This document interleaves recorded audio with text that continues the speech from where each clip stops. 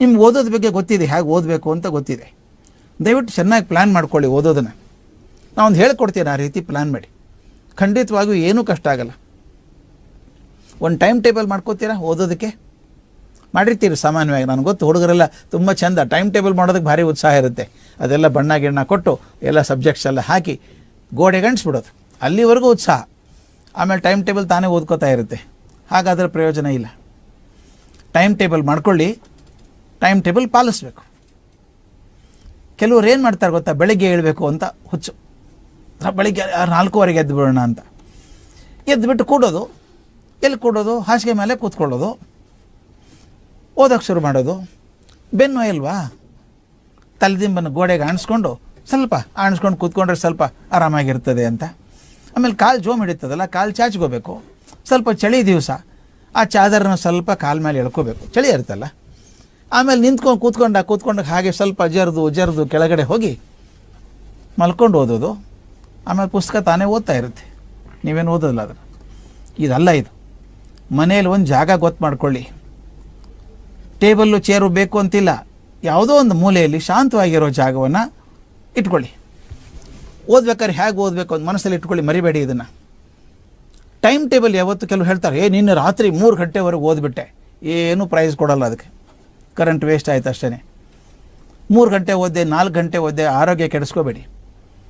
ಓದೋದನ್ನು ಯಾವತ್ತು 40 ನಿಮಿಷ ಇಟ್ಕೋಬೇಕು ನೀವು ಟೈಮ್ ಟೇಬಲಲ್ಲಿ. ಯಾವುದೋ ವಿಷಯ ಬೆಳಿಗ್ಗೆ 5 ಗಂಟೆಗೋ 6 ಗಂಟೆ ಯಾವುದೋ ಟೈಮ್ ಇಟ್ಕೊಂಡಿದ್ದೀರಿ, 40 ನಿಮಿಷ ಮಾತ್ರ. ಹೇಗೆ ಓದಬೇಕು ಗೊತ್ತಾ? ಆ ಪುಸ್ತಕ ತೊಗೊಂಡು ಯಾವ ಪಾಠ ಓದ್ತೀರಿ ಅನ್ನೋದು ನೆನಪಿಟ್ಕೋಬೇಕು. ಸ್ವಚ್ಛ ಮುಖ ತೊಳ್ಕೊಂಡು ಫ್ರೆಶ್ ಆಗಬೇಕು. ಫ್ರೆಶ್ ಆಗಿ ಕೂತ್ಕೊಂಡು 40 ನಿಮಿಷ ಏಕಾಗ್ರವಾಗಿ ಓದಿ. 40 ನಿಮಿಷ ಓದಿದ್ದು ನಾನು ಪುಸ್ತಕ ಮುಚ್ಚಿಡಬೇಕು. ಈ ಸ್ಟೆಪ್ಸ್ ನೆನಪಿಡ್ಬೇಕು, ಮರಿಬಾರ್ದು. 40 ನಿಮಿಷ ಓದಬೇಕು ಏಕಾಗ್ರದಿಂದ. ಆಮೇಲೆ ಪುಸ್ತಕ ಮುಚ್ಚಿಟ್ಟು ಏನು ಮಾಡಬೇಕು ಗೊತ್ತಾ? ಕಣ್ಣು ಮುಚ್ಚಿ ಏನು ಓದಿದೆ ಅಂತ ನೆನೆಸ್ಕೋಬೇಕು. ಮೊದಲನೇ ಪಾಯಿಂಟ್ ಏನಿತ್ತು ಪುಸ್ತಕದಲ್ಲಿ, 2ನೇದ್ದೇನಿತ್ತು, 3ನೇದ್ದೇನಿತ್ತು, 4ನೇದ್ದೇನಿತ್ತು ಅಂತ ನೋಡ್ಕೋಬೇಕು. ಆಗೇನಾಗುತ್ತೆ ಗೊತ್ತಾ? ಮೊದಲೇ ಪಾಯಿಂಟ್ ನೆನಪಿರ್ಬೋದು, 2ನೇದು ನೆನಪಿದೆ, 3ನೇದು ಮರೆತು ಹೋಗಿದೆ. ಈ 3ನೇದು ಏನದು? ತಕ್ಷಣ ಪುಸ್ತಕ ತೆಗೆದು ನೋಡಬೇಡಿ. ಪುಸ್ತಕ ಮುಚ್ಚಿಟ್ಟಿದ್ದೀರಿ, ಕಣ್ಣು ಮುಚ್ಚಿ ನೆನೆಸ್ಕೋತಾ ಇದ್ದೀರಿ. 1, 2 ಇರಬೇಕಾದ್ರೆ 3ನೇದು ಏನು ಇರಬೇಕು ಅಂತ ಸ್ವಲ್ಪ ಬುದ್ಧಿ ಮೇಲೆ ಪ್ರೆಷರ್ ಹಾಕಿ. ನೆನಪಾಗಲಿಲ್ಲ ಅಂದರೆ ಪುಸ್ತಕ ತೆಗೆದು ನೋಡಿ. ನೋಡಿದ್ಮೇಲೆ ಏನು ಮಾಡಬೇಕು ಗೊತ್ತಾ? ಒಂದು ಪೇಪರಲ್ಲಿ ಬರಿಬೇಕು, ಏನು ಓದಿದೆ ಅಂತ ಬರಿಬೇಕು. ಪಾಯಿಂಟ್ 1, ಪಾಯಿಂಟ್ 2, ಪಾಯಿಂಟ್ 3, ಪಾಯಿಂಟ್ 4 ಏನಿದೆ ಎಲ್ಲ ಬರಿಬೇಕು. ಯಾಕೆ ಗೊತ್ತಾ ಮಕ್ಕಳೇ? 1 ಸಲ ಬರೆಯೋದು ಅಂದರೆ 4 ಸಲ ಓದಿದ ಹಾಗೆ. ಮಾತಾಡೋದು ಸುಲಭ, ಓದಿದೆ ಅಂದ್ಕೊಂಡ್ಬಿಡ್ತೀವಿ. ಅದನ್ನು ಬರೆದು ತೆಗೆದಾಗ ಸ್ಪಷ್ಟ ಆಗುತ್ತೆ. ಎಷ್ಟೋ ಜನ ಮಕ್ಕಳು ಗಣಿತ ಕೂಡ ಓದ್ತಾರೆ, ಬರೆಯೋಲ್ಲ. ಬರೀಬೇಕು. ಎಷ್ಟು ಸಲ ಬರಿತೀರೋ ಅಷ್ಟು ಒಳ್ಳೇದು. 1 ಸಲ ಬರೆದಾಗಿರುತ್ತೆ. ಇನ್ನೊಂದು ಹೇಳ್ಬಿಡ್ಲಾ, ನಿಮ್ಮಲ್ಲಿ ಇದು ತೂಗು ಹಾಕೋ ಬೋರ್ಡ್ ಇದ್ದರೆ ನೋಡಿ ಮನೆಯಲ್ಲಿ, ಗೊತ್ತಲ್ಲ, ಚಾರ್ಟ್ ಅಂತಿರುತ್ತೆ, ಬ್ಲ್ಯಾಕ್ ಚಾರ್ಟು, ರೈಟಿಂಗ್ ಬೋರ್ಡ್ ಅಂತಿರ್ತದೆ, ರೋಲಪ್ ಬೋರ್ಡ್ ಅಂತ ಕರಿತೀವಿ ಅದನ್ನು. ಆ ಥರದ್ದಿದ್ದರೆ ಭಾಳ ಒಳ್ಳೆಯದು. ಇದಿದ್ರೆ ಅದಕ್ಕಿಂತ ಒಳ್ಳೆಯದಂದರೆ ಸ್ಲೇಟು ಬಳಪ. ಸ್ಲೇಟ್ ಬಳಪಕ್ಕೇನೂ ಕಷ್ಟ ಆಗಲ್ಲ, ಎಲ್ಲ ಕಡೆ ಸಿಗ್ತದೆ. ಸ್ಲೇಟ್ ಬಳಪ ಇಟ್ಕೊಳ್ಳಿ, ಅದೇನು ನಾಚಿಕೆ ಇಲ್ಲ ಸ್ಲೇಟ್ ಬಳಸೋದಕ್ಕೆ. ನಾನು ನಮ್ಮ ಅಕ್ಕ ನಾವು MSc ಮಾಡೋ ತನಕ ಸ್ಲೇಟ್ ಬಳಪದಲ್ಲೇ ಬರೆದದ್ದು. ನನ್ನ ಅಕ್ಕ ಆಕೆ ಅಂತ ಬುದ್ಧಿವಂತ ನಾನು ಜಗತ್ತಲ್ಲಿ ಎಲ್ಲೂ ನೋಡಲಿಲ್ಲ. ನಾನು ಸಾಕಷ್ಟು ಸುತ್ತಿದ್ದೀನಿ ಜಗತ್ತು. SSLCಯಿಂದ MScವರೆಗೂ ಫಸ್ಟ್ ರ್ಯಾಂಕ್ ಆಕೆ ಥ್ರೂಔಟ್. ಆಕೆ ಯಾವಾಗಲೂ ಸ್ಲೇಟ್ ಬಳಪನೇ ಬರೀಬೇಕು. ನಮ್ಮ ತಂದೆ ಕೇಳೋರು, ಯಾಕೆ ಪೇಪರಲ್ಲಿ ಬರೆಯಲ್ಲ ಅಂತ. ಆಕೆ ಹೇಳಿದ್ದೀವಿ ಪ್ರಯೋಜನ ಆಗುತ್ತೆ. ಆಕೆ ಹೇಳೋಳು, 1 ಸ್ಲೇಟನ್ನು ನಾನು 5 ನಿಮಿಷದಲ್ಲಿ ಬರೆಯೋದ್ರೆ, 1 ಸ್ಲೇಟ್ ಪೂರ್ತಿ 5 ನಿಮಿಷ ಬೇಕಾದರೆ ಬರೆಯೋದಕ್ಕೆ ನೋಡಿ, ಘರ್ಷಣೆ ಇರುತ್ತೆ ಬರಿಬೇಕಾದ್ರೆ. ಬಳಪಕ್ಕೂ ಸ್ಲೇಟಿಗೂ ಘರ್ಷಣೆ ಇರ್ತದೆ.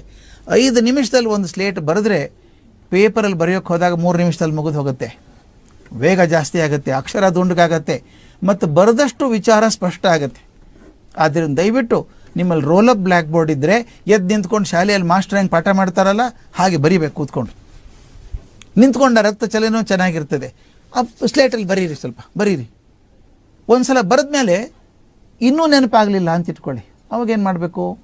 ಮೊದಲು 40 ನಿಮಿಷ ಓದಿದ್ದಾಯಿತು, ನೆನಪು ಮಾಡ್ಕೊಂಡದ್ದಾಯಿತು, ಬರೆದದ್ದಾಯಿತು. ಇನ್ನೂ ನೆನಪುಳಿಲಿಲ್ಲ ಅಂದರೆ ಏನು ಮಾಡಬೇಕು ಗೊತ್ತಾ? ನಿನ್ನ ಸ್ನೇಹಿತ ಯಾರು ಇರ್ತಾರೆ, ಸ್ನೇಹಿತೆ ಇರ್ತಾಳೆ, ಆಕೆ ಹೇಳಬೇಕು, ನೋಡಮ್ಮ ನೀ ಈ ವಿಷಯ ಓದ್ಕೊಂಬ, ನಾ ಈ ವಿಷಯ ಓದ್ಕೊಂಬರ್ತೀನಿ, ನಾಳೆ ದಿನ ಹೇಳ್ತೀನಿ. ಎದುರಿಗೆ ಭೇಟಿಯಾಗೋ ಅವಕಾಶ ಇದ್ದರೆ ಸರಿ, ಇದರ ಫೋನಲ್ಲಿ ಹೇಳಬೇಕು. ನಾನು ಓದಿದ್ದನ್ನು ಹೇಳ್ತೀನಿ ಕೇಳು, ನೀವು ಸುಮ್ಮನೆ ಕೇಳ್ತಾ ಇರ್ಬೇಕು ನಾನು ಹೇಳಿದ್ದನ್ನು. ಮಕ್ಕಳಿಗೆ ನಿಮ್ಗೆ ಗೊತ್ತಿರಬೇಕು, ನಮ್ಮ ಶಿಕ್ಷಕರೆಲ್ಲ ಒಪ್ಕೋತಾರೆ ನಾನು ಹೇಳಿದ ಮಾತನ್ನು. ನಾವೆಲ್ಲ ಶಿಕ್ಷಕರಿಗೆ ವಿಷಯ ನಿಜವಾಗ್ಲಿ ಅರ್ಥ ಆದದ್ದು ನಾವು ಪಾಠ ಮಾಡಿದಾಗ ಓದಿದಾಗ ಅಲ್ಲ, ಪಾಠ ಮಾಡಿದಾಗೆ ವಿಷಯ ಅರ್ಥ ಆದದ್ದು. ಯಾಕಂದ್ರೆ ನಾನು ಹೇಳಬೇಕಲ್ಲ, ಪಾಠ ಮಾಡಬೇಕಾದ್ರೆ ತಿಳ್ಕೊಂಡು ಹೇಳಬೇಕಾಗತ್ತೆ. ಆದ್ದರಿಂದ ಯಾವ ವಿಷಯ ನಿಮಗೆ ಅರ್ಥ ಆಗಿಲ್ಲ ಅಂತ ಅನ್ನಿಸ್ತೋ ಅದನ್ನು ಒಂದು ಸಲ ನಿಮ್ಮ ಸ್ನೇಹಿತರಿಗೆ ಹಂಚ್ಕೊಂಡು ಬಿಡಿ, ಮರೆಯಲ್ಲ. ನಿಮಗಾಗಿದೆ, ನೆನಪಿದೆಯಾ? ಯಾರೋ ಒಂದು ಜೋಕ್ ಹೇಳ್ತಾರೆ, ಜೋರ ನಕ್ ಬಿಡ್ತೀರಿ, ಮುಂದೆ ಒಂದು ಮರ್ತು ಹೋಗ್ಬಿಡುತ್ತೆ. 2 ವರ್ಷ ಇನ್ನೊಬ್ಬರು ಹೇಳಿದ್ರೆ ಗೊತ್ತಿತ್ತು ನಾನು ಕೇಳಿದ್ದೆ ಇದನ್ನು ಅಂತೀವಿ, ಅದು ಮರ್ತು ಹೋಗಿರುತ್ತೆ. ನಿಮ್ಮದಾಗಬೇಕಾದ್ರೆ ಏನು ಮಾಡಬೇಕು ಗೊತ್ತಾ? ಆ ಜೋಕ್ ಕೇಳಿದ ತಕ್ಷಣ ಇನ್ನೊಬ್ರಿಗೆ ಹೇಳಿಬಿಡ್ಬೇಕು, ಅವಾಗ ಮರೆಯೋದೇ ಇಲ್ಲ. ಅದು ಕಲಿಸೋದು ಕಲಿಯುವ ದೊಡ್ಡ ಹಂತ, ಅದು ಕಲಿಕೆ ದೊಡ್ಡ ಹಂತ ಅಂದರೆ ಕಲಿಸೋದು. ಆದ್ದರಿಂದ ದಯವಿಟ್ಟು ನಿಮ್ಮ ಸ್ನೇಹಿತರಿಗೆ ಹಂಚ್ಕೊಂಡ್ಬಿಡಿ ಏನು ಓದಿದ್ದೀರಿ ಅಂತ, ಆವಾಗ ಮರೆಯಲ್ಲ. ಪರೀಕ್ಷೆಕ್ಕಿಂತ ಮೊದಲು ಹೋಗುವಾಗ ಕೆಲವ್ರು ಏನು ಮಾಡ್ತಾರೆ ಗೊತ್ತಾ? ಪರೀಕ್ಷೆ ಹಾಲಿಗೆ ಹೋಗೋ ತನಕ ಓದ್ತಾ ಇರೋದು, ಬೆಂಚ್ ಮೇಲೆ ಕೂಡೋ ತನಕ. ಅದೇನು ಪ್ರಯೋಜನ ಇಲ್ಲ. ಅದು ಒಂದು ಸಲ ಕಣ್ಣು ಮುಂದೆ ನೀವು ಸಿನಿಮಾ ನೋಡಿ ಬರ್ತೀರಪ್ಪ, ಸಿನಿಮಾ ನೋಡಿ ಮನೆಗೆ ಹೋಗಬೇಕಾದ್ರೆ 3 ತಾಸಿನ ಸಿನಿಮಾ ಕಣ್ಣು ಮುಂದೆ ಬಂದು ಹೋಗಲ್ವಾ? ಇಡೀ ಸಿನಿಮಾ 10 ನಿಮಿಷದಲ್ಲಿ ಬಂದು ಹೋಗಲ್ವಾ? ಹಾಗೆ ಓದಿದ್ದನ್ನೆಲ್ಲ ಮೆಲಕ್ಕೆ ಹಾಕಬೇಕು, ಆದಷ್ಟು ಬರೆದು ತೆಗಿಬೇಕು. ಇನ್ನೊಂದು ಕ್ವಶನ್ ಪೇಪರ್ ಇಟ್ಕೊಳ್ಳಿ, ಹೋದ ಸಲ ಯಾವ ಕ್ವಶನ್ ಬಂತು, ಯಾವ್ದು ಬಂತು ಚಾಪ್ಟರಲ್ಲಿ, ಯಾವ್ದು ಬರಲಿಲ್ಲ. ನಿಮಗೆಲ್ಲ ಬ್ಲೂ ಪ್ರಿಂಟ್ ಹೇಳಿಕೊಟ್ಟಿದ್ದಾರೆ ಟೀಚರ್ಸ್. ಬ್ಲೂ ಪ್ರಿಂಟ್ ಅಂದರೆ ಯಾವ ಚಾಪ್ಟರ್ದಿಂದ ಎಷ್ಟು ಮಾರ್ಕ್ಸಿನ ಪ್ರಶ್ನೆ ಬರುತ್ತೆ ಅಂತ ಗೊತ್ತಿದೆ ನಿಮಗೆ. ಆದ್ದರಿಂದ ಯಾವ ಚಾಪ್ಟರ್ದಿಂದ ಭಾಳ ಮುಖ್ಯವಾದ ಪ್ರಶ್ನೆಗಳು ಬರ್ತಾವೋ ಅದನ್ನು ದಯವಿಟ್ಟು ಮರಿಬೇಡಿ. ಇನ್ನು ಒಂದು ಅಂತ ಹೇಳ್ತೀನಿ, ಇದಾದಮೇಲೆ ಪರೀಕ್ಷೆಗೆ ತಯಾರಿ ಆದ್ರಿ, ಚೆನ್ನಾಗಿ ಓದ್ಕೊಂಡಿದ್ದೀರಿ, ಮತ್ತು ಇನ್ನೊಂದು ಯಾವುದು ಅರ್ಥವೇ ಆಗಿಲ್ಲೋ ಅಂತಿದೆಯೋ ಅದನ್ನು ಕಡೆಗೆ ಬಾಯ್ಪಾಟ್ ಮಾಡ್ಕೊಳ್ಳೋಕೆ ಹೋಗಬೇಡಿ. ಬಾಯ್ಪಾಟ್ ಮಾಡಿದರೆ ಇದ್ದದ್ದು ಮರ್ತು ಹೋಗುತ್ತೆ. ಯಾವುದು ಸ್ಪಷ್ಟ ಆಗಿದೆಯೋ ತಲೆಗೆ ಅದು ಇಟ್ಕೊಂಡು ಹೋಗಿ ಪರೀಕ್ಷೆಗೆ ಹೋಗಬೇಕಾದ್ರೆ ಒಂದು ಮಾತು, ಈಗೆಲ್ಲ ಕೋವಿಡ್ ಟೈಮ್ ಇರುವಾಗ ಪರೀಕ್ಷೆಗೆ ಬೇಗ ಹೋಗಬೇಕಾಗತ್ತೆ. ಆದಷ್ಟು ಒಂದು ಸ್ಯಾನಿಟೈಸರ್ ಇಟ್ಕೊಂಡು ಹೋಗಿ, ಕೈಯಲ್ಲಿ ವ್ಯವಸ್ಥೆ ಮಾಡಿರ್ತಾರೆ ಕೊಡೋದಕ್ಕೆಲ್ಲನೂ.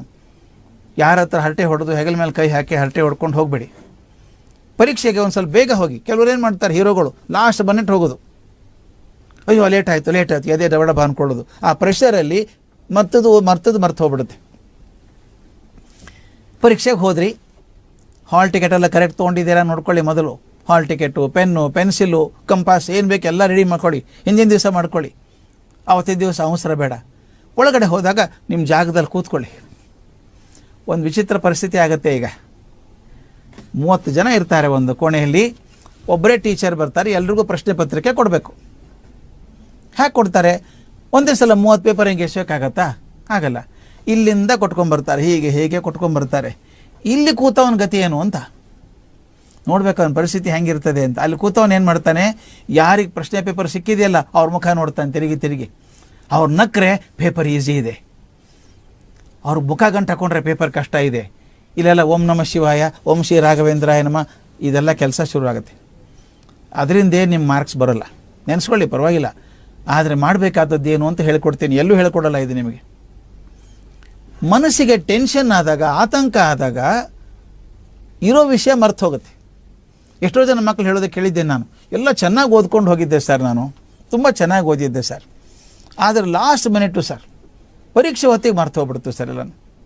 ಮತ್ತು ಮನೆಗೆ ಬಂದಲ್ಲೆಲ್ಲ ನೆನಪಿದೆ, ಪರೀಕ್ಷೆ ಹೊತ್ತಿಗೆ ಮರ್ತು ಹೋಯ್ತು ಅಂತ. ಅಪ್ಪ ಅಮ್ಮ ಮೇಷ್ಟು ಬೈತಾರೆ, ನಾಟಕ ಮಾಡ್ತೀಯ ನೀನು, ಅದೇಂಗೆ ಮರ್ತು ಹೋಗುತ್ತೆ ಅದು ಓದಿದ್ದು ಅಂತಾರೆ. ನಿಜ, ಅದು ಮರ್ತು ಹೋಗುತ್ತೆ. ಅದು ಹೇಳ್ತೀನಿ ಏನು ಮಾಡಬೇಕು ಅಂತ. ನೋಡ್ಕೊಳ್ಳಿ ಮಕ್ಕಳು ಹೆಂಗಾಗತ್ತೆ ಅಂತ. ನಿಮಗೇನಾದರೂ ನೆನಪಾಗದೆ ಹೋದರೆ ಏನು ಮಾಡ್ತೀರಿ? ತಲೆ ಕೆರ್ಕೋತೀರಲ್ಲ, ತಲೆ ಎಲ್ಲಿ ಕೆರ್ಕೋತೀರಿ? ಹೀಗೆ ಕೆರ್ಕೊಳ್ಳೋದು ಯಾರೂ ಕೆರ್ಕೊಳ್ಳಲ್ಲ, ತಲೆ ಯಾವಾಗಲೂ ಹಿಂದೆ ಕೆರ್ಕೊಳ್ಳೋದು. ಯಾಕೆ? ಅದು ಬಹುದೊಡ್ಡ ಸಂಶೋಧನೆ ಆಗಿದೆ ಅದರ ಮೇಲೆ. ಸ್ಟ್ಯಾನ್ಫೋರ್ಡ್ ಯೂನಿವರ್ಸಿಟಿಯಲ್ಲಿ ತುಂಬ ರಿಸರ್ಚ್ ಮಾಡಿ ಹೇಳಿದ್ದಾರೆ, ಇಲ್ಲಿ ಯಾಕೆ ತಲೆ ಕೆರ್ಕೋತೀವಿ ನಾವು ಯಾವಾಗಲೂ, ಅಥವಾ ಪೆನ್ಸಿಲ್ನಿಂದ ಕೆರ್ಕೊಳ್ಳೋದು ಕೆಲವು ಅಭ್ಯಾಸ ಇರುತ್ತೆ. ಯಾಕೆ ಗೊತ್ತಾ? ಅದು ಭಗವಂತ ಹೆಂಗೆ ಸೃಷ್ಟಿ ಮಾಡಿದಾನೆ ಗೊತ್ತಾ ಮೆದುಳನ್ನು? ನಮ್ಮ ನೆನಪೆಲ್ಲ ಇಲ್ಲಾಗೋದು ಇಲ್ಲಿ ಮುಂದೆ ಉಳ್ಕೊಳ್ಳುತ್ತೆ, ಸ್ಟೋರೇಜ್ ಇಲ್ಲಿದೆ ಮುಂದೆ. ಆದರೆ ಒಂದು ಸ್ವಿಚ್ ಇಟ್ಟಿದ್ದಾನೆ ಹಿಂದೆ, ಇಲ್ಲಿ ಕಿವಿ ಹಿಂದೆ, ಬಲಗಡೆ ಕಿವಿ ಹಿಂದಿನ ಬಾಜು. ಅದನ್ನು ಮೆಮರಿ ರಿಕಾಲ್ ಸೆಲ್ ಅಂತ ಕರೀತಾರೆ. ಓದಿದ್ದನ್ನು ನೆನಪಿಗೆ ಬರಬೇಕಾದ್ರೆ ಸೆಲ್ ಇಲ್ಲಿದೆ. ಒಂದು ಕಲ್ಪನೆ ಮಾಡ್ಕೊಳ್ಳಿ, ಒಂದೇ ರಸ್ತೆ ಇದೆ ನಿಮ್ಮ ಶಾಲೆಗೆ ಹೋಗೋದಕ್ಕೆ, ಒಂದೇ ರಸ್ತೆ. ಆ ರಸ್ತೆ ಬ್ಲಾಕ್ ಆಗಿಬಿಟ್ರೆ ಹೆಂಗೆ ಹೋಗ್ತೀರಿ ನೀವು? ಹೋಗೋಕ್ಕಾಗೋದಿಲ್ಲ. ಹಾಗೆ ಇಲ್ಲೊಂದು ನರ ಇದೆ, ಆ ನರ ಸೆಲ್ಲಿಗೆ ಕನೆಕ್ಟ್ ಮಾಡುತ್ತೆ. ಇಲ್ಲೇನಾದರೂ ಪ್ರೆಷರ್, ಒತ್ತಡ ಆಗಿಬಿಟ್ರೆ ನೀವು ಓದಿದ್ದೆಲ್ಲ ಇಲ್ಲಿದೆ, ನೆನಪೇ ಆಗಲ್ಲ. ಅದಕ್ಕೇನು ಮಾಡ್ತೀವಿ, ಈ ಬಟನ್ ಇದೆ ಒತ್ಕೋಬೇಕು ಅಂತ ತಲೆ ಕೆರ್ಕೊಳ್ಳೋದು. ಹೀಗೆ ಅದಕ್ಕೊಂದು ಸುಲಭವಾಗಿ ಹೇಳ್ಕೊಡ್ತೀನಿ. ಟೆನ್ಷನ್ ಅದನ್ನು ತೆಗೆಯೋದು ಹೇಗೆ ಅಂತ ಹೇಳ್ಕೊಡ್ತೀನಿ ಪರೀಕ್ಷೆ ಕೂತಾಗ. ಎಲ್ಲ ಸ್ಟೆಪ್ ವೈಸ್ ಹೇಳ್ತಾ ಇದ್ದೀನಿ ನಾನೀಗ. ಪರೀಕ್ಷೆ ಕೂತಿದ್ದೀರಿ, ಕ್ವಶನ್ ಪೇಪರ್ ಕೊಡ್ತಾ ಇದ್ದಾರೆ, ಟೆನ್ಷನ್ ಆಗಿದೆ, ಪರೀಕ್ಷೆ ಹೇಗಿದೆಯೋ, ಕ್ವಶನ್ ಪೇಪರ್ ಡಿಫಿಕಲ್ಟ್ ಇದೆಯೋ ಅಂತ ಟೆನ್ಷನ್ ಆಗುತ್ತೆ. ಅವಾಗೇನು ಮಾಡಬೇಕು ಗೊತ್ತಾ? ಈ ಸಿಂಪಲ್ ಟೆಕ್ನಿಕ್ ಫಾಲೋ ಮಾಡಿ. ನಾನು ನಂತರ ಕಾಣಿಸ್ತದೆ ನಿಮಗೆ. ಕೈಗಳನ್ನು ಹಿಂಗೆ ಇಟ್ಕೊಳ್ಳಿ, ಹಿಂಗೆ ಇಟ್ಕೋಬೇಕು. ಇದು ಭಾಳ ಮುಖ್ಯ ವಿಷಯ ಹೇಳ್ತಿರೋದು ನಾನು. ಈ ಬೆರಳಿನ ನಡುವೆ ಇದೆಯಲ್ಲ ಜಾಗ, ವೆಬ್ ಅಂತ ಕರೀತಾರೆ ಇದನ್ನು. ಈ ಹೆಣಿಕೆ ಇದೆಯಲ್ಲ ಬೆರಳಿನ ನಡುವೆ, ಇದು ಪ್ರೆಷರ್ ಪಾಯಿಂಟ್ಸ್ ಅಂತ ಆಗಿದೆ. ಮನಸ್ಸಿಗೆ ಟೆನ್ಷನ್ ಆದಾಗ ಇಲ್ಲಿ ಪ್ರೆಷರ್ ಬಿಲ್ಡಪ್ ಆಗ್ತದೆ ಅಂತ. ಅದಕ್ಕೆ ನೋಡಿ, ಗಾಬರಿ ಆದಾಗೆಲ್ಲ ಕೈ ಹಿಂಗೆ ಇಚ್ಕೋತಾ ಇರ್ತೀವಿ, ಉಗುರು ಕಚ್ಕೋತೀವಿ, ಹೀಗೆಲ್ಲ ಮಾಡ್ತಾ ಇರ್ತೀವಿ. ಮಾಡೋದು ಉದ್ದೇಶ ಅಷ್ಟೇ, ಇಲ್ಲಿ ಪ್ರೆಷರ್ ಪಾಯಿಂಟ್ಸ್ ಇದೆ ಅಂತ. ದಯವಿಟ್ಟು ಎಲ್ಲ ಮಕ್ಕಳು ಅದನ್ನು ಮಾಡಿ. ಪರೀಕ್ಷೆ ಶುರು ಆಗೋದಕ್ಕಿಂತ ಮೊದಲು ಕ್ವಶನ್ ಪೇಪರ್ ಕೊಡೋ ಟೀಚರ್ ಬರ್ತಾರಲ್ಲ, ಕೈ ಹಿಂಗೆ ಇಟ್ಕೊಳ್ಳಿ, ಜೋರಾಗಿ ಪ್ರೆಸ್ ಮಾಡಿ ಬಿಡಿ, ಪ್ರೆಸ್ ಮಾಡಿ ಬಿಡಿ, ಒತ್ತಿಬಿಟ್ಟು ಹಿಂಗೆ ಬಿಡಬೇಕು. 3 ಸಲ ಮಾಡಿ ಸೀದಾ ಕೂತ್ಕೊಳ್ಬೇಕು. ದೀರ್ಘ ಶ್ವಾಸ ತಗೋಬೇಕು. ದೀರ್ಘ ಶ್ವಾಸ ತಗೊಂಡು ಒಂದು 4 ಸೆಕೆಂಡ್ ನಿಲ್ಲಿಸ್ಬಿಟ್ಟು ನಿಧಾನಕ್ಕೆ ಬಿಡಬೇಕು. 3 ಸಲ ದೀರ್ಘ ಶ್ವಾಸ ತಗೊಂಡು 3 ಸಲ ಹಿಂಗೆ ಪ್ರೆಸ್ ಮಾಡಿ, ಆಟೋಮೆಟಿಕ್ಲಿ ಹೇಳಿದ್ನಲ್ಲ, ಈ ಟ್ರಾಫಿಕ್ ಬ್ಲಾಕ್ ಇದೆಯಲ್ಲ, ಟ್ರಾಫಿಕ್ ಬ್ಲಾಕ್ ಕ್ಲಿಯರ್ ಆಗುತ್ತೆ. ಇಲ್ಲಿ ನರದಲ್ಲಿರುತ್ತ ಪ್ರೆಷರ್ ಕಮ್ಮಿ ಆಗುತ್ತೆ, ಆ ಓದಿದ್ದೆಲ್ಲ ನೆನಪಿಗೆ ಬರ್ತದೆ. ಆದ್ದರಿಂದ ಇದೊಂದು ಮಾಡಿ. ಖಾಲಿ ಕೂತ್ಕೊಳ್ಳೋದಕ್ಕಿಂತ, ಅವ್ರ ಹತ್ರ ಹರಟೆ ಹೊಡೆಯೋದಕ್ಕಿಂತ ಇದನ್ನು ಪ್ರೆಷರ್ ರಿಮೂವಲ್ ಎಕ್ಸಸೈಸ್ ಅಂತ ಕರೀತಾರೆ. ಇದನ್ನು ಟೆನ್ಷನ್ ಕಮ್ಮಿ ಮಾಡ್ಕೊಳ್ಳೋ ಎಕ್ಸಸೈಸ್. ಇದನ್ನು ಮಾಡಿ. ಆಮೇಲೆ ಪ್ರಶ್ನೆ ಪತ್ರಿಕೆ ಕೈಯಲ್ಲಿ ಬಂತು ನಿಮಗೆ, ಉತ್ತರ ಪತ್ರಿಕೆ ಕೈಯಲ್ಲಿದೆ, ಕರೆಕ್ಟಾಗಿ ರಿಜಿಸ್ಟರ್ ನಂಬರ್ ಬರೆದಿದ್ದೀರಾ, ಚೆಕ್ ಮಾಡ್ಕೊಳ್ಳಿ. ಕ್ವಶನ್ ಪೇಪರ್ ಓದೋದು ಟೈಮ್ ಕೊಟ್ಟಿರ್ತಾರೆ ನಿಮಗೆ. 3 ತಾಸಿನ ಪರೀಕ್ಷೆ ಅಂದರೆ 3 ತಾಸು ಕೊಟ್ಟಿರಲ್ಲ ಕ್ವಶನ್ ಪೇಪರು, 2.5 ತಾಸಲ್ಲಿ ಮುಗಿಸ್ಬೋದು ನೀವು. ಇನ್ನು ಅರ್ಧ ತಾಸು ಕೊಟ್ಟಿರೋದು ಎದು ಗೊತ್ತಾ? ನಿಧಾನ ಕ್ವಶನ್ ಪೇಪರ್ ಓದಬೇಕು ನೀವು. ಒಂದೊಂದೇ ಪ್ರಶ್ನೆ ಓದಬೇಕು. ಮೊದಲೇ ಪ್ರಶ್ನೆ ಓದಬೇಕು. ಇದು ಪೂರ್ತಿ ಬರುತ್ತೆ ನನಗೆ ಉತ್ತರ ಅಂದರೆ ಟಿಕ್ ಮಾಡ್ಕೊಳ್ಳಿ. 2ನೇದು, 3ನೇದು, 4ನೇದು ಎಲ್ಲ ಪ್ರಶ್ನೆ ಓದ್ಕೊಳ್ಳಿ. ಎಷ್ಟು ಪ್ರಶ್ನೆಗಳಿಗೆ ನಿಮಗೆ ಪೂರ್ತಿ ಉತ್ತರ ಗೊತ್ತಿದೆಯೋ ಅದನ್ನು ಮಾರ್ಕ್ ಮಾಡ್ಕೊಳ್ಳಿ. ಮೊದಲು ಬರೀಬೇಕಾದದ್ದು ನಿಮಗೆ ಪೂರ್ತಿ ಉತ್ತರ ಗೊತ್ತಿರುವಂಥ ಪ್ರಶ್ನೆಗಳನ್ನು ಮಾತ್ರ ಬಿಡಿಸ್ಬೇಕು. ಮೊದಲನೇ ಪ್ರಶ್ನೆನೇ ಬರೋದು ಪ್ಲೀಸ್ ವಾಮಿಟ್ ಅನ್ನೋದು, ಹೊಡೆದು ಹಾಕೋದು ಮಾಡಬಾರ್ದು. ಮೊದಲೇ ಇಂಪ್ರೆಷನ್ನೇ ಕೆಟ್ಟು ಹೋಗ್ಬಿಟ್ರೆ ಮಾರ್ಕ್ಸ್ ಕಮ್ಮಿ ಆಗುತ್ತೆ. ಯಾವುದು ಪ್ರಶ್ನೆ ನೀವು ಪೂರ್ತಿ ಬರುತ್ತೆ ಅಂತಿರುತ್ತೋ, 10ರಲ್ಲಿ 3 ಆದರೂ ಪೂರ್ತಿ ಬರುತ್ತಪ್ಪ, 4 ಆದರೂ ಪೂರ್ತಿ ಬರುತ್ತಾ, ಸಾಕು, ಅವನ್ನೇ ಫಸ್ಟ್ ಬಿಡಿಸಿ. ಕ್ವಶನ್ ನಂಬರ್ ಕರೆಕ್ಟಾಗಿ ಹಾಕಬೇಕು. ಪೂರ್ತಿ ಪ್ರಶ್ನೆ ಬಿಡಿಸಿ ಉತ್ತರ ಬರೀರಿ. ಅಕ್ಷರ ದುಂಡಗಾಗಿರಲಿ. ಯಾಕೆ ಗೊತ್ತಾ? ಮೊದಲನೇ ಕ್ವಶನ್ ಪೇಪರು ತಪಾಸ್ ಮಾಡೋರು ಲೆಕ್ಕ ಹಾಕ್ಕೊಳ್ಳಿ. ವ್ಯಾಲ್ಯೂಯೇಷನ್ ಮಾಡ್ತಾರಲ್ಲ ಟೀಚರ್ಸು, ಅವರು ಮನುಷ್ಯರು. ನಿಮ್ದು ಒಂದೇ ಪೇಪರ್ ತಪಾಸ್ ಮಾಡಲ್ಲ ಅವರು. ದಿವಸಕ್ಕೆ 30-32 ಪೇಪರ್ ಮಾಡ್ತಿರ್ತಾರೆ. ಅವರಿಗೆ ಒಂದು ನಂಬರ್, ಅದು ಬೇಗ ಮುಗಿಸ್ಬೇಕು ಪೇಪರ್. ಅವರಿಗೆ ನೋಡ್ತಾರೆ, ಕರೆಕ್ಟ್ ಆಗಿದೆ, ವೆರಿ ಗುಡ್. ಮೊದಲೇ ಪ್ರಶ್ನೆ ಫುಲ್ ಮಾರ್ಕ್ಸ್, 5ಕ್ಕೆ 5 ಬಂತು, 10ಕ್ಕೆ 10 ಬಂತು. 2ನೇ ಪ್ರಶ್ನೆ 10 ಬಂತು. ಇಂಪ್ರೆಷನ್ ಏನಾಗುತ್ತೆ ಗೊತ್ತಾ ಟೀಚರ್ಗೆ? ಬುದ್ಧಿವಂತಪ್ಪ, ಚೆನ್ನಾಗಿ ಮಾಡ್ತಾನೆ ಹುಡುಗ ಅವನು. 3ನೇ ಪ್ರಶ್ನೆ ಹಾಕ್ತಾರೆ. 4ನೇದರಲ್ಲಿ ಒಂಚೂರು ತಪ್ಪಾದರೂ ಕೂಡ ಹುಡುಗನ ಗೊತ್ತಿದೆ, ನಿಮ್ಮ ಬಗ್ಗೆ ಒಳ್ಳೆ ಅಭಿಪ್ರಾಯ ಬಂದಿದೆಯಲ್ಲ, ಅವಾಗೇನಾಗುತ್ತೆ ಗೊತ್ತಾ? ನಿಮಗೆ ಬರೋದಕ್ಕಿಂತ ಒಂದು 4 ಮಾರ್ಕ್ ಜಾಸ್ತಿ ಬರುತ್ತೆ. ಕರೆಕ್ಟಾಗಿ ಕ್ವಶನ್ ಬರ್ಕೊಂಡು ಹೋಗಿ. ಕೊನೆಗೆ ಯಾವುದೂ ಪ್ರಶ್ನೆ ಬಿಡಬೇಡಿ. ನೆಗೆಟಿವ್ ವ್ಯಾಲ್ಯೂಯೇಷನ್ ಇಲ್ಲ ನಿಮ್ಮಲ್ಲಿ. ತಪ್ಪು ಬರೆದ್ರೆ ಮಾರ್ಕ್ಸ್ ಕಮ್ಮಿ ಮಾಡ್ತೀವಿ ಅಂತಿಲ್ಲ. ಆದ್ದರಿಂದ ಉತ್ತರಗಳನ್ನು ಬರ್ಕೊಂಡು ಹೋಗಿ ಕೊನೆವರೆಗೂ. ಹೀರೋಗಳು ಹಂಗೆ ಕೆಲವ್ರು ಏನು ಮಾಡ್ತಾ ಗೊತ್ತಾ? 3 ತಾಸಿನ ಪೇಪರು 2 ತಾಸಿಗೆ ಕೊಟ್ಟು ಬಂದು ಹೊರಗೇನು ದೊಡ್ಡ ಕೆಲಸ ಇದೆಯಾ ನಿಮಗೆ? ಹೊರಗೆ ಏನೂ ಕೆಲಸ ಇಲ್ಲ. ಯಾವುದೋ ಒಂದು ಹೊಳಿತದೆ. ಬರೆಯೋದು ಆದಮೇಲೆ ಮತ್ತೆ ನೋಡಿ ಎಲ್ಲನೂ ಆನ್ಸರ್ ಪೇಪರ್ ನೋಡಿ, ಸ್ಪೆಲ್ಲಿಂಗ್ ತಪ್ಪಾಗಿದೆಯಾ, ಕೆಲವು ಕಡೆ ಡಯಾಗ್ರಾಮ್ ಚಿತ್ರ ತೆಗೆದಿರ್ತೀರಿ, ಲೇಬಲ್ ಮಾಡಿರೋಲ್ಲ, ಯಾವುದೋ ಒಂದು ಅರ್ಧ ಹೊಳೆದಿರುತ್ತೆ ನಿಮಗೆ. ಅಯ್ಯೋ ಅದು ಕರೆಕ್ಟ್ ಅಲ್ಲ, ಉತ್ತರ ಗೊತ್ತಾಗಲಿಲ್ಲ ನೋಡಿ. ಈಗ ಗೊತ್ತಾಯ್ತು, ಕೂತ್ಕೊಂಡಾಗ ಗೊತ್ತಾಗುತ್ತೆ ಉತ್ತರ. ಅಲ್ಲಿ ಹೊರಗೆ ಬಂದು ಏನು ಕೆಲಸ ನಿಮಗೆ? ಅದರಿಂದ ಒಂದು ಚೂರು ಟೈಮ್ ವೇಸ್ಟ್ ಮಾಡಲಾರ್ದೇ 3 ಗಂಟೆ ಅವ್ರ ಎಕ್ಸಾಮಿನೇಷನ್ ಪೇಪರ್ ಇಸ್ಕೊಳ್ಳೋವರೆಗೂ ಹೊರಗೆ ಬರಬೇಡಿ. ಯಾಕಂದರೆ ಗೊತ್ತಿಲ್ಲ, ಯಾವುದೋ ಒಂದು ಉತ್ತರ ಹೊಳಿಬೋದು ಕೂತ್ಕೊಂಡಾಗ. ಹೊರಗೆ ಬಂದಮೇಲೆ ಅಯ್ಯೋ ಗೊತ್ತಿತ್ತು ನನಗೆ, ಬರಿಬಹುದಾಗಿತ್ತು ಅಂತ ಅನ್ನೋದು ಬೇಡ. 3 ತಾಸು ಕೂತ್ಕೊಳ್ಳಿ, ಪೂರ್ತಿ ಬರೆದು ಕೊಡುವಾಗ ಕೂಡ ಎಲ್ಲ ಅಡಿಷ್ನಲ್ ಶೀಟ್ ಸರಿ ಇದೆಯಾ ಪರೀಕ್ಷೆ ಮಾಡಿ ಕೊಡಿ. ಇನ್ನೊಂದು ಪರೀಕ್ಷೆ ಮುಗೀತೀಗ. ಇದಾದ್ಮೇಲೆ ಒಂದು ವಿಷಯ ಹೇಳಬೇಕು. ಹೊರಗಡೆ ಬಂದು ಮಾತಾಡ್ತಾ ನಿಂತ್ಕೋಬೇಡಿ ಫ್ರೆಂಡ್ಸ್ ಹತ್ರ. ನೀನೇನು ಬರೆದೆ ಬರೆದದ್ದು ಹೋಗಿದೆ. ಈಗ ಡಿಸ್ಕಷನ್ ಮಾಡಿದರೆ ಮಾರ್ಕ್ಸ್ ಬರೋಲ್ಲ. ಅವಾಗೇನು ಇನ್ನೊಂದು ಏನಾಗುತ್ತೆ ಗೊತ್ತಾ? ನಿಮ್ಮ ಹಳೆಗೆ ಫ್ರೆಂಡ್ ಹೇಳ್ತಾರೆ, ಅಯ್ಯೋ ಇದ್ಯಾಕೆ ಬರ್ತೀಯೋ, ತಪ್ಪಲ್ಲ ಇದು ಅಂತಾನೆ. ನಿಮ್ಮ ಮನಸ್ಸಿಗೆ ಶುರು, ಅಯ್ಯೋ ತಪ್ಪು ಬರೆದ್ಬಿಟ್ಟೆ, ಮಾರ್ಕ್ಸ್ ಹೋಯಿತು, ಕಮ್ಮಿ ಆಯಿತು. ಈ ಕೊರತಾ ಇದೆಯಲ್ಲ, ಸರಿ ಬರೀಲಿಲ್ಲ ಅನ್ನೋದು ಮುಂದಿನ ಪೇಪರ್ ಮೇಲೆ ಪರಿಣಾಮ ಬೀರುತ್ತೆ. ಆದ್ದರಿಂದ ಪರೀಕ್ಷೆ ಮುಗಿಸ್ಕೊಂಡು ನೀರ ಮನೆಗೆ ಹೋಗಿ, ಯಾರ ಹತ್ರ ಮಾತಾಡೋದು ಬೇಕಾಗಿಲ್ಲ. ನಾಳಿನ ಪೇಪರ್ ನೋಡ್ಕೊಳ್ಳಿ, ಮುಂದಿನ ಪೇಪರ್ ಪರೀಕ್ಷೆ ಏನಿದೆ ನೋಡ್ಕೊಳ್ಳಿ, ಚೆನ್ನಾಗಿ ತಯಾರಿ ಮಾಡ್ಕೊಳ್ಳಿ. ಎಲ್ಲ ಪರೀಕ್ಷೆ ಮುಗಿದ್ಮೇಲೆ ಬೇಕಾದ್ರೆ ಫ್ರೆಂಡ್ಸ್ ಕೂತ್ಕೊಂಡು ಮಾತಾಡಿ ಏನು ಬರದೆ ಅಂತ, ಅವಾಗೇನು ಚಿಂತೆ ಇಲ್ಲ. ಆದರೆ ಪರೀಕ್ಷೆ ನಾಳೆ ಇದ್ದಾಗ ಇವತ್ತಿನ ಪರೀಕ್ಷೆ ಬಗ್ಗೆ ಪೋಸ್ಟ್ ಮಾರ್ಟಮ್ ಮಾಡೋ ಕಾರಣ ಇಲ್ಲ, ಏನೂ ಕಾರಣ ಇಲ್ಲ. ಸೀದಾ ಮನೆಗೆ ಹೋಗಿ ಮನೆಗೆ ಹೋಗಿ ಲೆಕ್ಕ ಹಾಕಿ ಎಷ್ಟು ಬರ್ತದೆ ಮಾರ್ಕ್ಸು ಅಂತ ಲೆಕ್ಕ ಹಾಕಿಟ್ಕೊಳ್ಳಿ, ಗೊತ್ತಿರುತ್ತೆ, ಒಂದು ಐಡಿಯಾ ಬರುತ್ತೆ ನಿಮಗೆ. ಇದನ್ನು ಪರೀಕ್ಷೆಗೆ ತಯಾರಿ ಮಾಡ್ಕೊಳ್ಳುವಂಥದ್ದು ಇದು. ಈ ಹಂತಗಳನ್ನು ನೆನಪಿಟ್ಕೋಬೇಕು ನೀವು. ಇದರ ಪ್ರಕಾರ ನೀವು ಫಾಲೋ ಮಾಡಿದರೆ ನೀವು ಬರಬೇಕಾದದಕ್ಕಿಂತ ಒಂದು 10 ಮಾರ್ಕ್ ಖಂಡಿತ ಜಾಸ್ತಿ ಬರುತ್ತೆ. ಅದನ್ನು ಪ್ಲ್ಯಾನ್ ಮಾಡ್ಕೊಳ್ಳಿ. ಅಕಸ್ಮಾತ್ ವಿಷಯ ಅರ್ಥ ಆಗದೆ ಹೋದರೆ ಈಗ ಟೈಮ್ ಇದೆ ನಿಮಗೆ. ಶಿಕ್ಷಕರಿಗೆ ಕೇಳಿ, ಮೇಡಮ್ ನನಗೆ ಅರ್ಥ ಆಗಿಲ್ಲ ಅಂತ ಕೇಳೋದ್ರೊಳಗೆ ಯಾವ ನಾಚಿಕೆನೂ ಇಲ್ಲ. ವಿದ್ಯಾರ್ಥಿಗಳು ಅಂದರೆ ಏನು? ವಿದ್ಯೆಗೋಸ್ಕರ ಆಸೆ ಪಟ್ಟು ಕೂತವರು. ಅರ್ಥಿಗಳು ಅಂದರೆ ಅಪೇಕ್ಷೆ ಮಾಡೋರು. ವಿದ್ಯೆಯನ್ನು ಅಪೇಕ್ಷೆ ಮಾಡೋರಿಗೆ ವಿದ್ಯೆ ಕೇಳೋಕೆ ಯಾಕ್ರಿ ನಾಚಿಕೆ ನಮಗೆ? ಅರ್ಥ ಆಗಲಿಲ್ಲ ಇನ್ನೊಮ್ಮೆ ಹೇಳಿ, ಮೇಡಮ್ ಇನ್ನೂ ಅರ್ಥ ಆಗಿ ಇನ್ನೊಂದು ಸಲ ಹೇಳ್ಕೊಡಿ ಅಂಥೇಳಿ. ತುಂಬ ಒಳ್ಳೆಯ ಶಿಕ್ಷಕರಿದ್ದಾರೆ ನಿಮಗೆ, ಅವ್ರು ಹೇಳ್ಕೊಡ್ತಾರೆ. ಇನ್ನೊಂದು ಸಲ ಕೇಳ್ಕೊಳ್ಳಿ. ಒಂದು ಸಲ ವಿಷಯ ಅರ್ಥ ಆದರೆ ಆತಂಕ ಅಷ್ಟಕ್ಕಷ್ಟು ಕಮ್ಮಿ ಆಗುತ್ತೆ. ಕಲ್ಪನೆ ಮಾಡ್ಕೊಳ್ಳಿ, ಆತಂಕ ಆಗೋದು ಎದಕ್ಕೆ ಗೊತ್ತಾ? ನಾನು ಸರಿಯಾಗಿ ಓದದೇ ಹೋದಾಗ, ಓದಿದ ಅರ್ಥ ಆಗದೆ ಹೋದಾಗ, ಅದನ್ನು ಬರೆಯೋ ಅಭ್ಯಾಸ ಇಲ್ಲದೆ ಹೋದಾಗ. ಅದಕ್ಕೆ ನಾನು ಓದಿ ಬರೆದು ಪ್ರಾಕ್ಟೀಸ್ ಮಾಡಿಕೊಂಡ್ರೆ ಯಾವ ಟೆನ್ಷನ್ ಇರೋಲ್ಲ. ಕಲ್ಪನೆ ಮಾಡ್ಕೊಳ್ಳಿ, ಪರೀಕ್ಷೆ ಮುಗಿದ್ಮೇಲೆ ಮನೆಗೆ ಹೋಗಬೇಕು. ಯಾರಿಗೋ ಟೆನ್ಷನ್ ಇದೆಯಾ ಮನೆಗೆ ಹೋಗೋದಕ್ಕೆ? ಏನು ಟೆನ್ಷನು ಗೊತ್ತಲ್ಲ, ಹೆಂಗೆ ಹೋಗೋದು ಗೊತ್ತಿದೆ ನನಗೆ. ಆದರೆ ಯಾರಾದರೂ ನಿಮ್ಮ ಕಣ್ಣು ಕಟ್ಟಿ ಕರ್ಕೊಂಡು ನ್ಯೂಯಾರ್ಕಿನ ಏರ್ಪೋರ್ಟಲ್ಲಿ, ಜಾನ್ ಕೆನೆಡಿ ಏರ್ಪೋರ್ಟಲ್ಲಿ ಬಿಟ್ಬಿಟ್ಟು ಹೋಗ್ರಿ ಮನೆಗೆ ಅಂದರೆ ಟೆನ್ಷನ್ ಆಗುತ್ತೆ, ಗೊತ್ತಿಲ್ಲ. ದಯವಿಟ್ಟು ತಿಳ್ಕೊಳ್ಳಿ, ಯಾವಾಗ ವಿಷಯ ಗೊತ್ತಿಲ್ಲ, ಅದು ಬರೆಯೋ ರೀತಿ ಗೊತ್ತಿಲ್ಲ ಅಂದಾಗ ಮಾತ್ರ ಆತಂಕ ಆಗುವಂಥದ್ದು. ವಿಷಯವನ್ನು ಚೆನ್ನಾಗಿ ಅರ್ಥ ಮಾಡ್ಕೊಳ್ಳಿ, ಪ್ರಶ್ನೆ 4 ಸಲ ಕೇಳ್ಕೊಳ್ಳಿ, ಬರೆದು ಪ್ರಾಕ್ಟೀಸ್ ಮಾಡಿ.